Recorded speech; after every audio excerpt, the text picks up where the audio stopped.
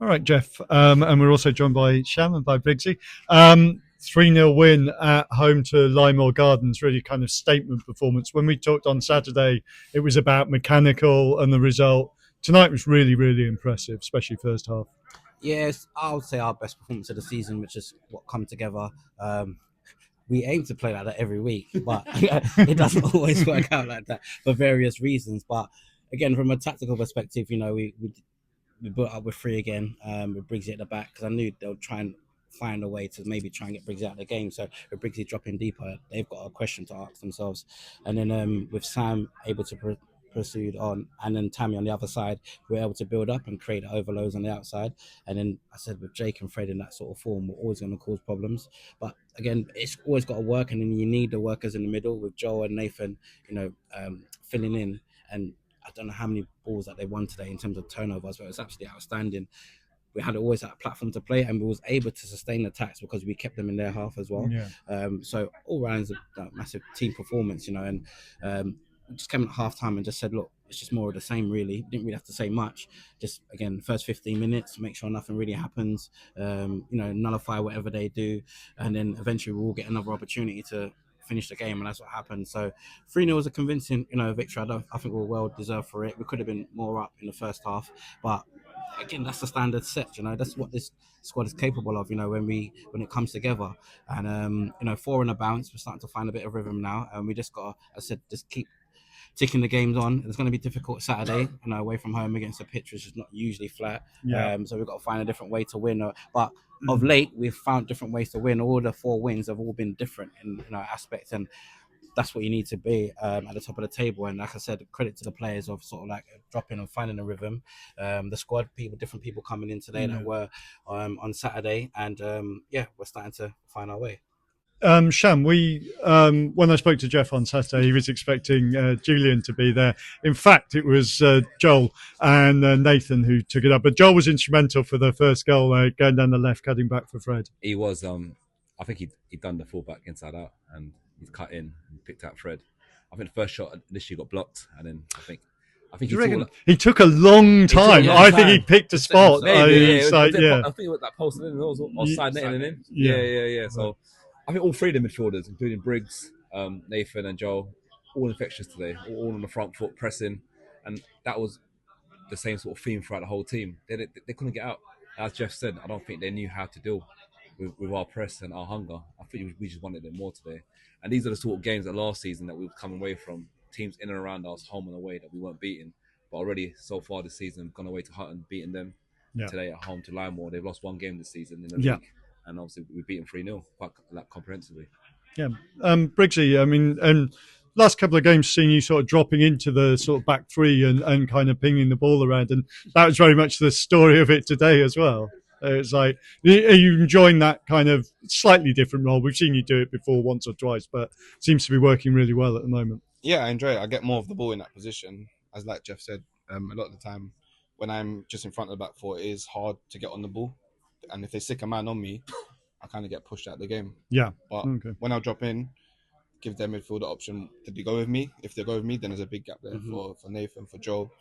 And I think, it worked perfectly. That's how we got our first goal. Yeah. Okay. Second goal came about through Jake pressing, intercepting, won the penalty. You took a penalty last match as well, didn't you? So in a sense, pressure's a bit on, you've got to take the second one in 4 days.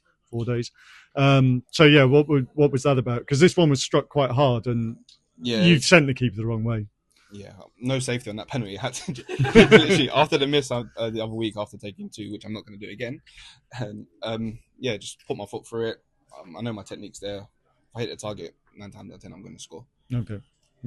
So 2-0 up, and it really was a fantastic first half performance. And I think you said, although I don't know whether they picked it up, but the first part of the second half was really about making sure that nothing really happened, nothing went wrong. But we should really say, even might have been to make it 1-1 right at the end of the first half. Jack does brilliantly to tip a ball onto the crossbar. I think Jack's been in great form the last few games as well. I think you've seen sort of again, credit to Robin as well, who's been working with Jack since the start of the season. I think we're seeing a more sort of dominant Jack coming out for set pieces and corners as well. And obviously his distribution as well has always been great. But even though we're factoring in now in terms of, as I said, we're playing out through our fullback, so sometimes that ball directly from Jack sets us on attack. It's a game defining. I mean, in those sort of times, they're coming 1-1, their tails are up. It's a different sort of game, and in these sort of games, you don't want to give the opposition any sort of encouragement because they didn't deserve it. No disrespect to them, but they didn't really deserve it. Sure. So we had to just nullify whatever they were going to come and throw at us for the second half. So first 15 minutes, again, we expect a bit of a wave. They're going to 2-0 down, nothing to lose. So it's just about, again, doing the sensible things. And I think we're seeing another side of us in terms of managing games. Because the first 15 minutes, as I said, see it through. Then eventually they've got to change again what they've got to do. And then we've got a good bench, healthy bench now these days where we can sort of influence the game. And Enzo come on, a great assist.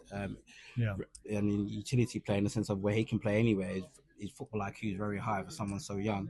He played left back, he's played centre midfield, he's playing on the wing. You know what I mean? And he's slotted in, greatly. So I said we've got a lot of quality. We just got to make sure that everyone's, as in, competing, getting up to their levels, because we just don't know as and when anyone can be called.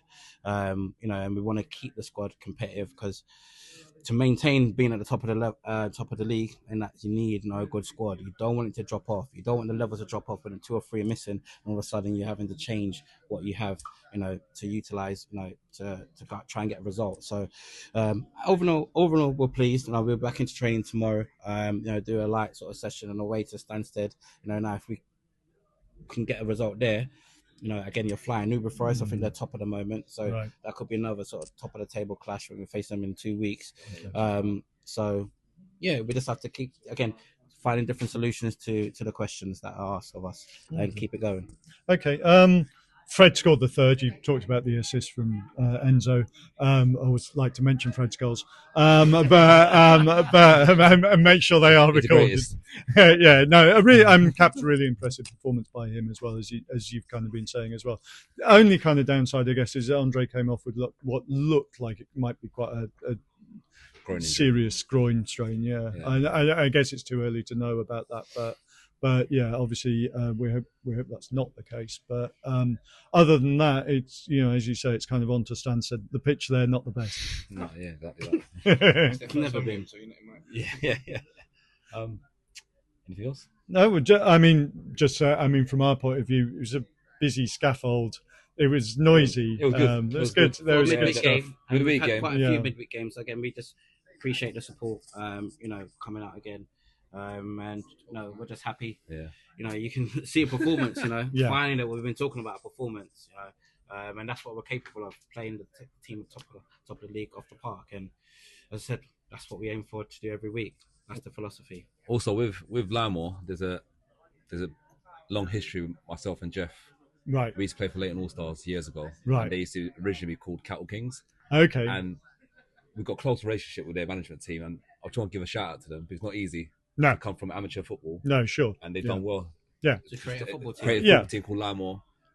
They're in this league now, and they're doing so well. So good luck to them. I mean, if we were, good guys as well. If we were to win it, their results I'm always looking out for every week. Yeah. I think that's a good point. And we played them in pre-season. And they knocked the ball around very, so from very nicely. Humble beginnings, from where they come from, they're doing really, really well. Good luck to them for the season.